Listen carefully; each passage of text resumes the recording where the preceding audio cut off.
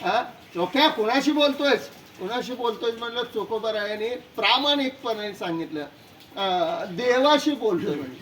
अरे खोटारड्या, खोटं बोलतो काय म्हणले. आणि एक श्रीमुखात त्याच्या म्हणजे चोखोबरायाच्या जोरात कानाखाली दिली. मला कानाखाली मारल्या बरोबर चोखोबरायाने गाल धरला आणि म्हटले अहो 2 मिनिटांनी मारला असतं तर बरं झालं असतं. ते पुजारी म्हटलं का देवाचा पितांबर पुसत होतो तेवढा तरी स्वच्छ केला असता, गेला की देव निघून म्हणले तुम्ही येऊस तर. हे येडं बघत बसलं की म्हणले असं कुठं काय घडत असतं काय म्हटले. सोडून दिला विषय. आंघोळ स्नान केले आणि ते बिचारा देवळात नित्य नियमाच्या दर्शनाला म्हणून गेलं. बघितलं तर देवाला मोठाचे मोठा गाल फुगलेला महाराज. गाल फुगलेला बघितला देवाचा. त्याच्या लक्षात आलं आपण काहीतरी चुकलोय म्हणून. आणि त्याच्या ताबडतोब दुसऱ्या लक्षात आलं हाच उजवाच गाल होता ज्या उजव्या गालावर चोखोबरायाचा आपण मारलो होतो तोच देवाचा गाल सुजलाय म्हणून. असं बघितल्याबरोबर त्याच्या लक्षात आलं चोखोबराय काय म्हणत होते, पितांबरावर काय सांडलंय, दही चटणी सांडले. म्हणून खाली बघायला गेलं तर नेमकी पितांबरावर दही चटणी दिसली. दिसल्याबरोबर त्याच्या लक्षात आलं चोखोबराय काही सामान्य जीव नाही. पळत धावत गेला आणि चोखोबरायाच्या चरणावर लोटांगण घातलं.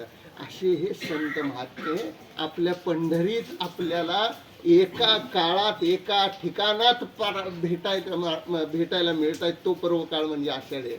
म्हणून पंढरपुरातनं जोपर्यंत संत जात नाहीत ना तोपर्यंत, एक तर ते कधी जातच नाहीत मुळात लक्षात ठेवा.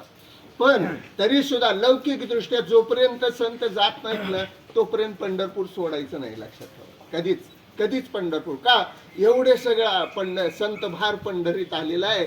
आणि आपण त्या सगळ्या संतांना डावलून पंढरपूर सोडून जर गेलो तर आपला अपमान, देवाचा अपमान नाही महाराज, संतांचा अपमान होतो सगळ्या.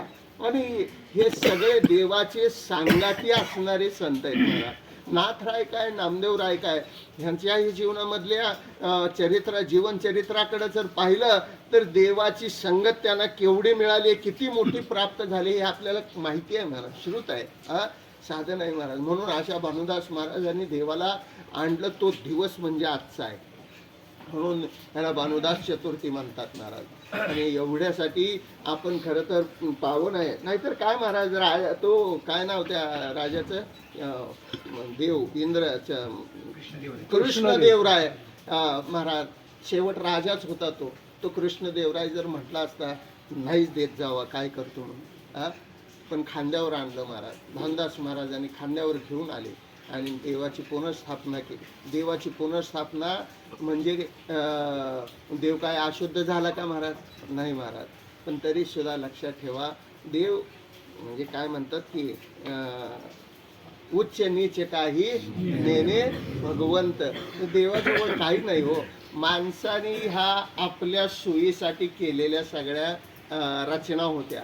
त्या रचना तत्कालीन त्या काळामध्ये योग्य असतील पण आजच्या काळामध्ये योग्य नाहीत महाराज.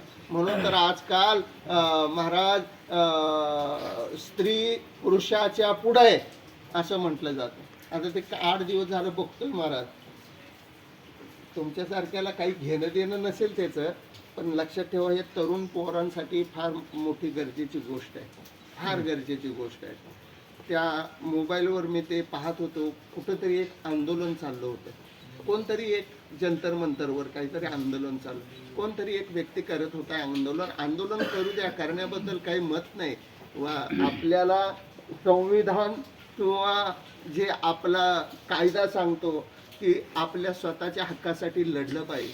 परंतु त्या आंदोलनामध्ये त्या तरुणांमध्ये ज्या तरुणी होत्या ना त्यांची भाषा ऐकली की असं वाटायला लागलं की जे वर्णन कलियुगाचं संतांनी करून ठेवलंय का नाही ते बरोबर आणि तंतोतंत त्याच पावलावर ही अवलाद्या चालल्यात सगळ्या महाराज, त्याच पावलावर पाऊल ठेवून चालल्या.